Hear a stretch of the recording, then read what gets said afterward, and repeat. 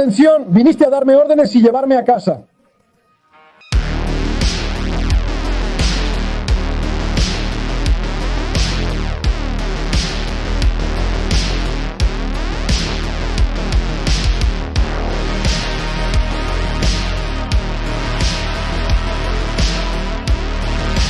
Un símbolo de la guerra. Esa era la principal importancia de Bakhmut. Un ícono tan fuerte que en él se vertieron vidas de múltiples naciones, ya sea que estuvieran al servicio del gobierno ruso o ucraniano. Habría quienes hablarían mucho sobre la importancia de la ciudad en términos estratégicos, pero la verdad era que su valor solo aumentó en la medida en que se invertían más vidas en su toma, hasta el punto de que ya se había perdido tanto que reconocer la derrota sería un golpe que ninguno de los lados quería. Los primeros bombardeos rusos comenzaron en la ciudad en mayo de 2022. El impas tuvo un costo más alto al final de ese año. Pero en marzo del año siguiente, banderas como la calavera se levantaban dentro de la ciudad, después de combates tan cercanos que permitieron a los soldados hablar sobre las razones por las que estaban allí.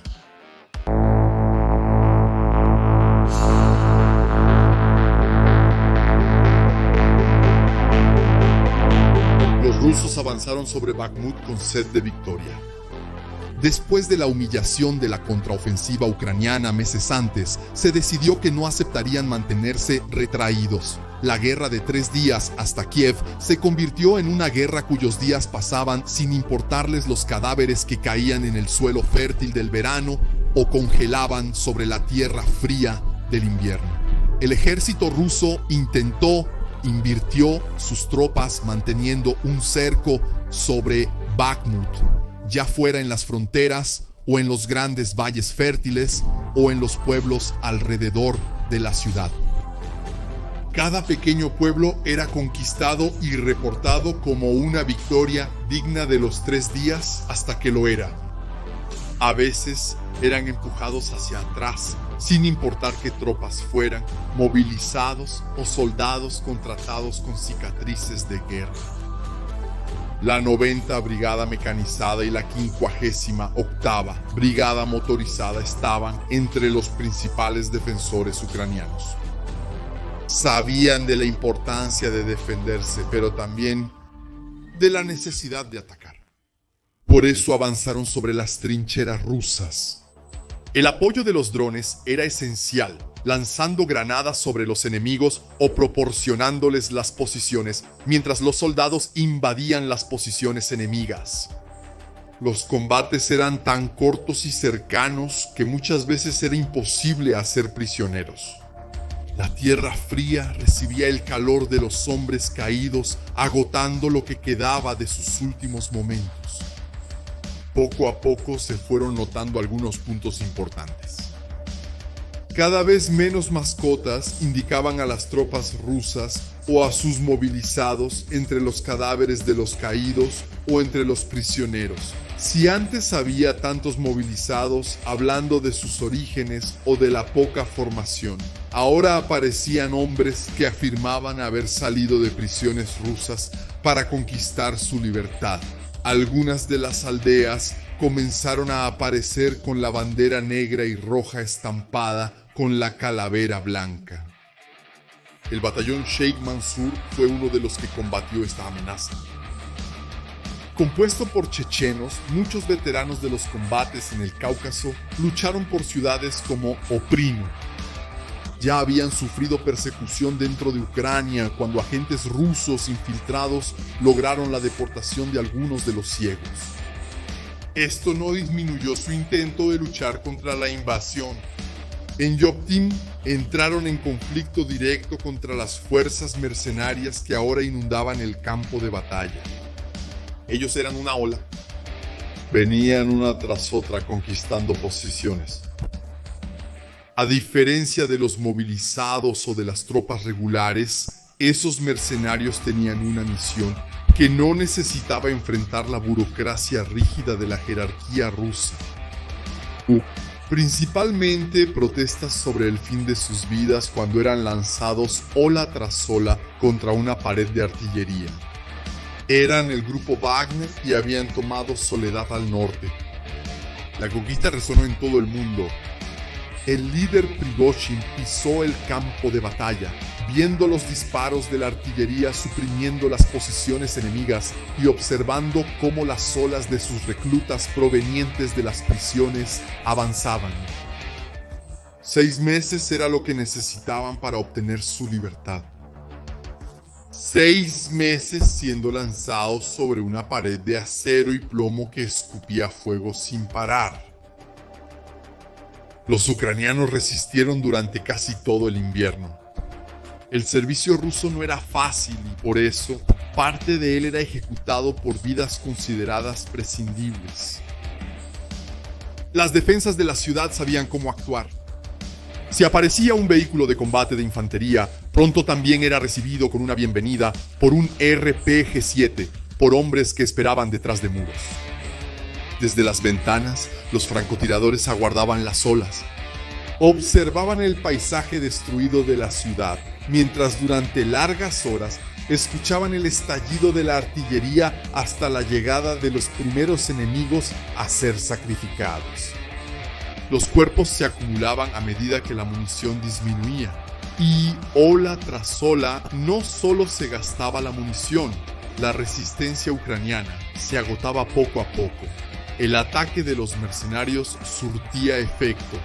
Las fuerzas ucranianas caían lentamente en esos meses. El desgaste venía acompañado de un único premio para muchos de los prisioneros reclutados: la liberación del alma y sus cuerpos. Sobrevivían y seguían adelante, conquistando y levantando la bandera mercenaria y esperando sobrevivir a los 6 meses establecidos en el contrato. Justo detrás, los prisioneros, entrenados específicamente para abrir camino, veían las fuerzas de élite de los mercenarios. Usaban equipos muchas veces incluso mejores que los de las tropas rusas. Sus portaplacas eran de protección tan buena como las de las fuerzas especiales norteamericanas. Los equipos de comunicación no eran simples radios cuya protección era interceptada por los ucranianos. Dentro de las mochilas y en los chalecos venía un almacén de granadas y cargadores para sus Avtomat Kalashnikova 74M, Avtomat Kalashnikova 12 o Avtomat Kalashnikova 54. Luchaban por munición con el ejército ruso, pero eran los primeros en conseguirla. Después de todo, sus vidas eran valiosas, a diferencia de las que eran arrojadas al frente. Estos mismos hombres no necesitaban a nadie armado detrás, prometiendo que serían objetivos si retrocedieran. No retrocedían por miedo, sino por estrategia cuando era necesario. Una estrategia basada en pasar por encima de los cuerpos de adversarios y aliados. El grupo Wagner tomaba las aldeas y levantaba sus santos, raramente mostrando la bandera rusa, lo que era una representación de quién estaba allí y de quién tenía éxito en tomar Bakhmut. Los soldados ucranianos eran empujados, obligados a tirarse al suelo y rendirse a medida que el cerco sobre la ciudad aumentaba. Los escuadrones perdían cada vez más espacio. Los monumentos de la ciudad, símbolos grandiosos de la presencia de la resistencia, poco a poco se convertían en un punto para fotografías de los mercenarios con sus instrumentos musicales, lo que les garantizaba el apodo de músicos. La situación se fue agravando hasta el punto de que los ucranianos necesitaron reponer sus tropas con reclutas recién entrenados en uno de los campos de batalla más violentos de esa guerra. Se cuenta que de un batallón de 500 quedaban 150 en pocos meses. La victoria venía casi segura para los rusos, tan segura que la retirada de Bakhmut fue aconsejada incluso por autoridades estadounidenses. Se destruyeron puentes para dificultar el acceso enemigo. Los ucranianos discutían sobre la retirada, pero decidieron quedarse. El éxito de los mercenarios llevó a las tropas regulares a intentar hacer lo mismo en Volodymyr, al sur. La derrota aplastante profundizó una escisión entre los mercenarios y el ejército ruso.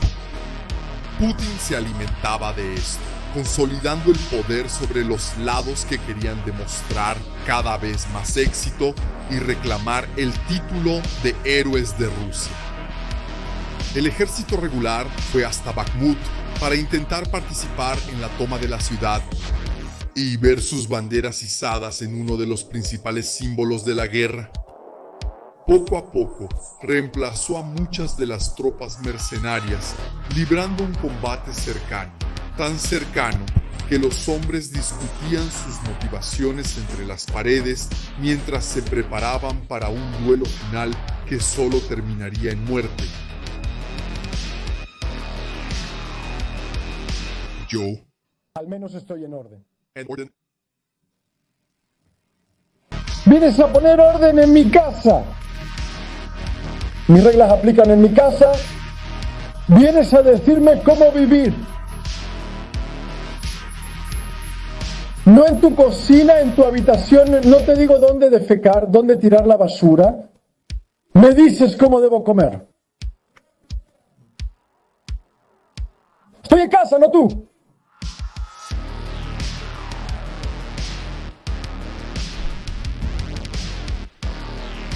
¿Cómo es eso? Piensa.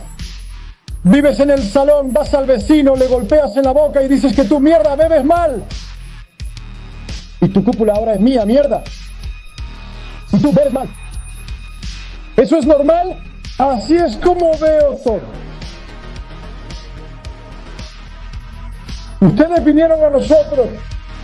Vivimos con normalidad. Ustedes vinieron a ordenar. No se preocupen.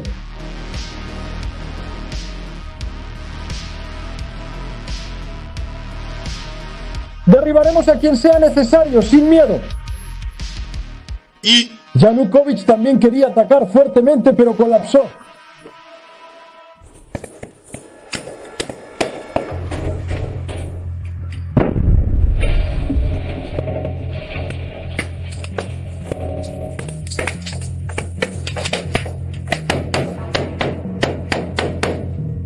ese ruso correría poco después, destruido por las fuerzas ucranianas que, a pesar de ser adecuadas, se negaban a rendirse.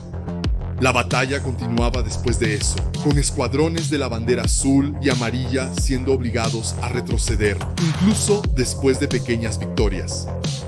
Los vehículos de combate de infantería rusos llevaban cada vez más hombres de las tropas regulares, a veces avanzando dentro de las posiciones ucranianas e intentando abrir camino, pero solo el blindado se volvía alto. Esto podía suceder tanto dentro de la ciudad, donde avanzaban entre edificios destruidos, o en las trincheras. El éxito se les subía a la cabeza a los rusos, que pensaban que las trincheras estaban abandonadas. Pero un simple ucraniano de Tokaya esperaba. Un arma antitanque que podría ser un Javelin o un Rocket Propelled Grenade apuntaba al blindado y lo explotaba sin la mínima consideración de los hechos ocurridos anteriormente, o sin victorias o derrotas. Por supuesto que no fueron solo derrotas por parte de los rusos de las tropas regulares. Paracaidistas y especiales eran parte del movimiento para tomar control de la ciudad. Los combates con estos hombres hacían que los ucranianos abandonaran las posiciones al sur y al este. El 137º Regimiento de Guardias Aéreas Transportadas y el 117º Regimiento de Guardias Aéreas Transportadas brindaban apoyo al grupo Wagner en estos frentes de batalla. Era un movimiento de tenaza sobre la ciudad. Los ataques fueron tan intensos que la munición comenzó a escasear para los mercenarios, siendo disputada con las tropas regulares. Prigozhin publicó una foto con decenas de cadáveres acumulados debido a la falta de fuego y artillería para suprimir a los ucranianos mientras las olas avanzaban.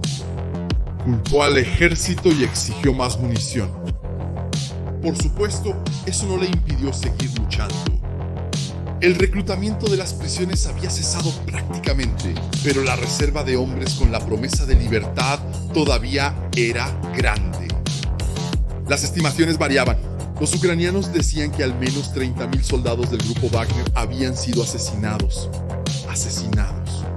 En un momento de la batalla no quedaban más de 10.000 de ellos. Los números pueden parecer implacables, pero incluso dentro de los grupos de información rusos se hablaba de las altas bajas del grupo Wagner. Y el propio Prigozhin había dicho que esto había ocurrido debido a la falta de munición para la artillería. Muchos de estos soldados se encontraron atrapados en casas tomadas a duras penas. Los blindados ucranianos aparecían disparando sin cesar. Tanques y BMPs todavía estaban dentro de la ciudad. Un soldado ucraniano podría estar rodeado, pero el apoyo blindado permitía un rescate.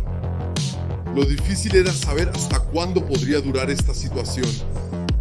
Secando estas casas y llenando sus habitaciones, antes llenas de felicidad y familias, ahora de cadáveres. A veces, los ucranianos necesitaban avanzar violentamente. Corrían desesperados para tomar cierta posición de los rusos, y allí comenzaba un nuevo combate. Rusia comenzaba a reemplazar las tropas del grupo Wagner con soldados bien entrenados de la Guardia Nacional Rusa. La disputa entre mercenarios y tropas regulares continuaba hasta el momento de la pausa táctica. Buena parte de la ciudad ya estaba tomada cuando los avances de la sinfonía de los músicos mercenarios se detuvieron para un intervalo que dejó a los ucranianos finalmente respirar aliviados y heló el corazón de los rusos que sabían que dependían de ellos para declarar la victoria. Un río necesitaba ser cruzado y todos sabían que esos serían momentos esenciales. Bakhmut no sería el lugar donde se ganaría la guerra, pero podría muy bien ser donde se perdería la guerra.